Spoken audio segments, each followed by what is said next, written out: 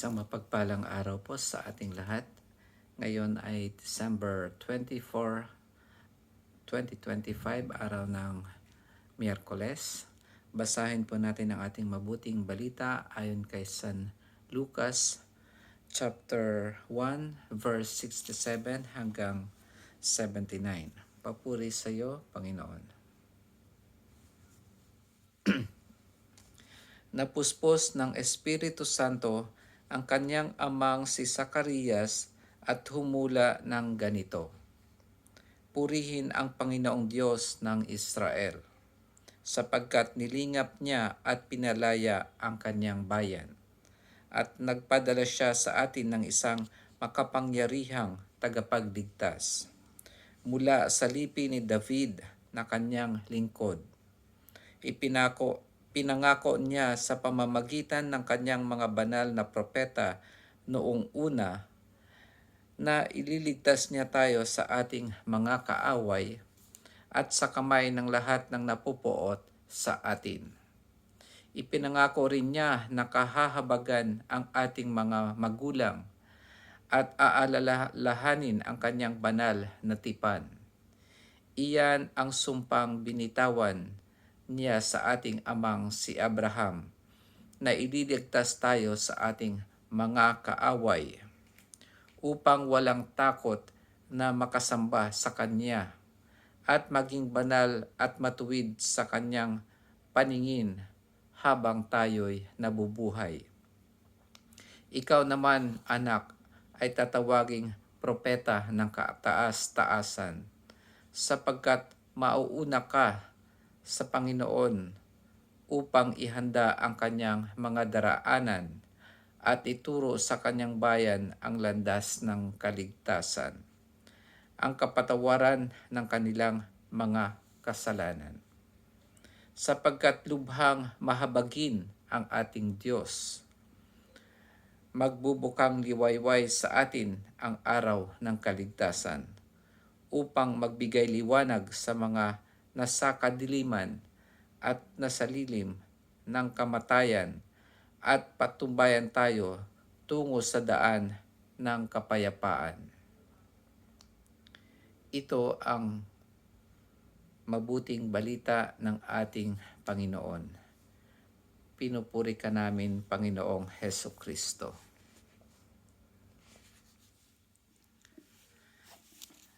Ang atin pong mabuting balita ngayong araw na ito ay tungkol sa prophecy ni Zacarias, ang ama ni Juan Bautista.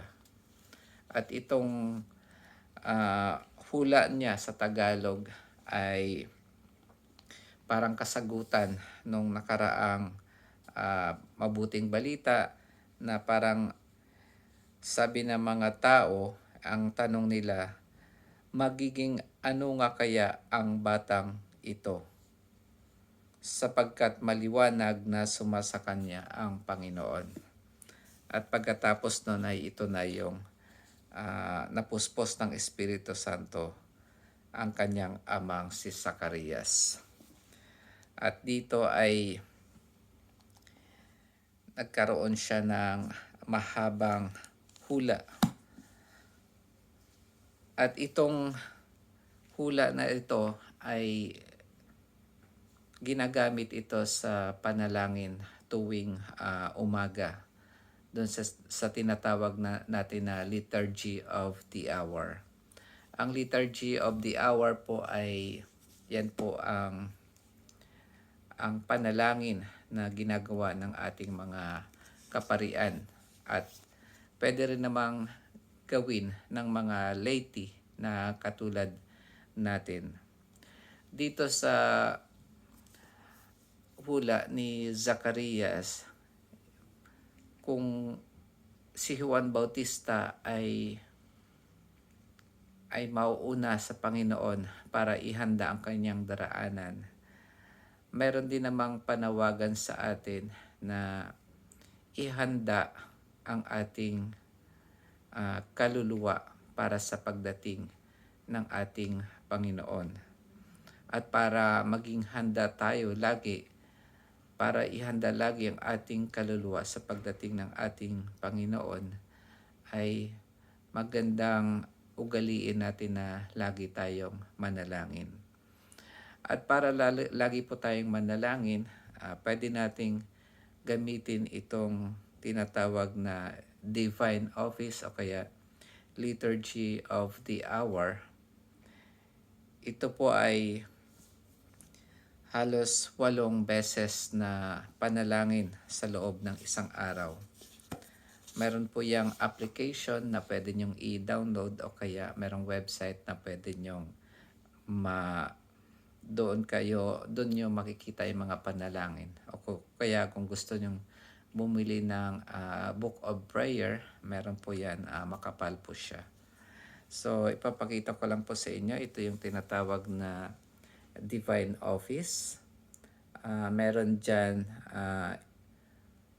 kung ilan yung panalangin sa isang araw.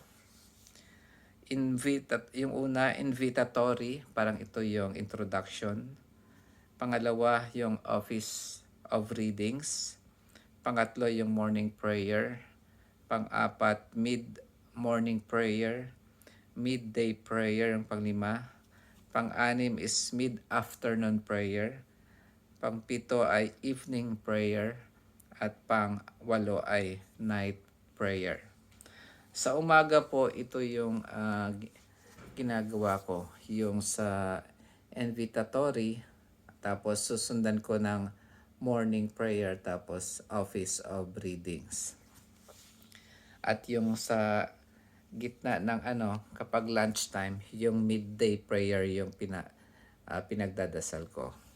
At pag pauwi after work, yung evening prayer.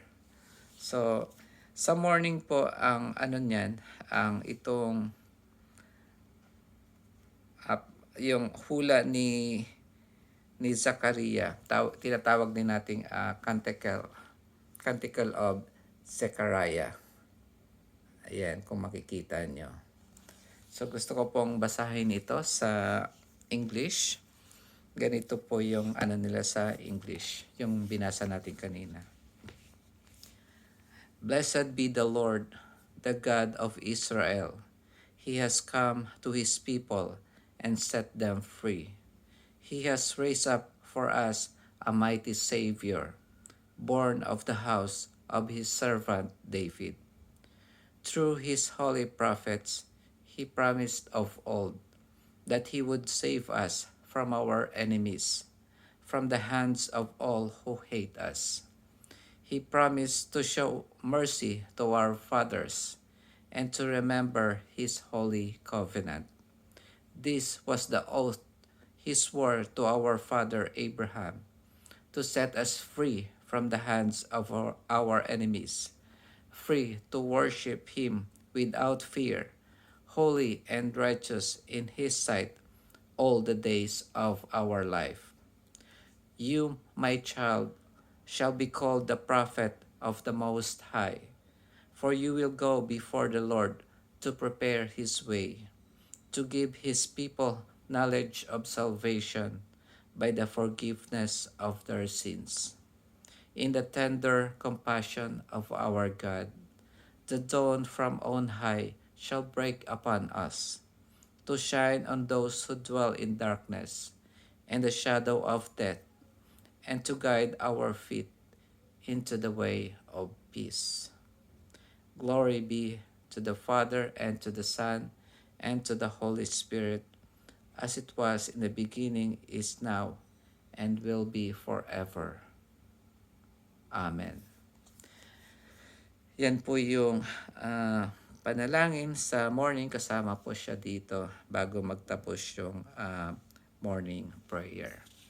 Maganda po itong gawin, at kung hindi po natin gustong basahin, pwede rin po nating pakinggan. Meron siyang audio at pwede nating pakinggan yung prayer.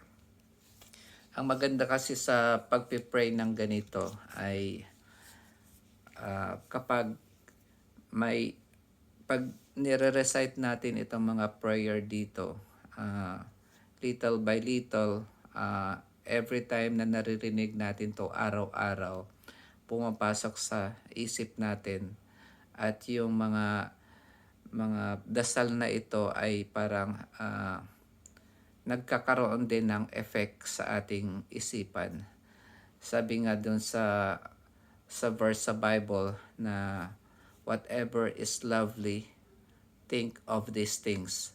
So lahat po ng nandito sa prayer na ito ay magandang prayer, at kung ito lagi ang pumapasok sa isip natin, na pupurify yung isip natin at mas lalong nagiging maganda yung the way we think, kasi laging ito yung pumapasok sa isip natin. Hindi katulad pag laging negative yung ating panalangin. Hindi po ito maganda para sa sarili natin.